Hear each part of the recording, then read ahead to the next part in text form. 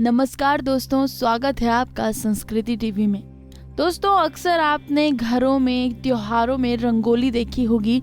किस तरीके से लोग अलग अलग प्रकार से रंगोली बनाते हैं, अपने घर को सजाते हैं। तो आज हम आपको इसी रंगोली के बारे में बताएंगे कि लोगों के घरों में बनने वाली ये रंगोली, क्या इसका महत्व है, कितनी प्राचीन इस रंगोली को कहा जाता है।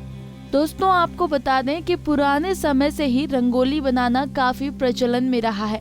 आज भी भारत के बहुत से गांव के ऐसे इलाके हैं जिनके घरों की दीवारों पर रंगोली की आकृति बनी हुई है, यानी कि पूरे घर रंगोली की आकृति से सजे हुए हैं। लेकिन आधुनिक भारत में खास तौर पर रंगोली का जो इस्तेमाल होता है वो त्योहारों पर खास तौर पर किया जाता है। ज्यादातर रंगोली को दिवाली के उत्सव में भी बनाया जाता है। लेकिन क्या आप जानते हैं कि हर दिवाली अपने घरों में रंगोली क्यों बनाई जाती है, और जो लोग रंगोली को अपने घर पर बना कर रखते हैं, इसके पीछे क्या कारण है। पहले रंगोली चावल और रेत से बनाई जाती थी। रंगोली सूखा आटा, रंगीन चावल, रंगीन रेत, फूलों की पंखुड़ी, गीला पाउडर, चावल जिसमें सर मिश्री यानी कि सिंदूर और हल्दी हो। सालों पहले इस तरह से लोग रंगोली बनाया करते थे।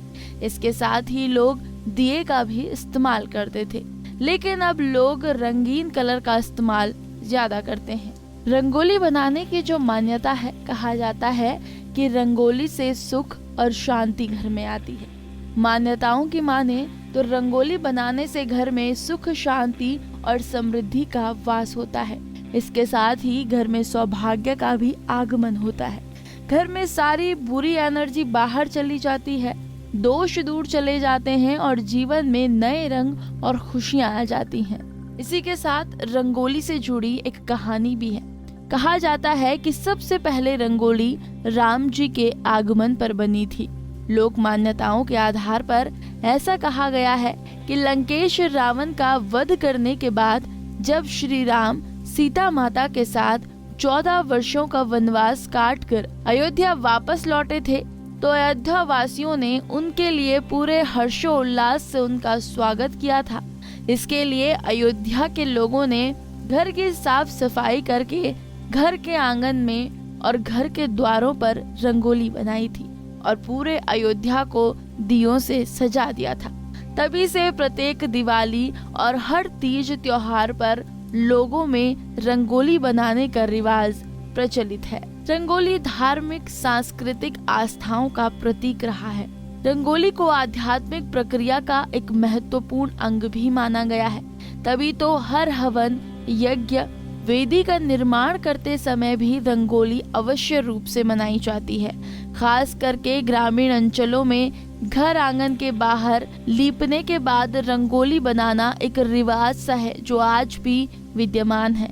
भूमि का शुद्धिकरण की भावना और समृद्धि के आह्वान के पीछे ही रंगोली का निर्माण किया जाता है। कहा जाता है कि इससे घर में सुख समृद्धि का वास होता है। कई ग्रामीण अंचलों पर रंगोली का दूसरा जो भाग है उसे अल्पना भी कहा जाता है।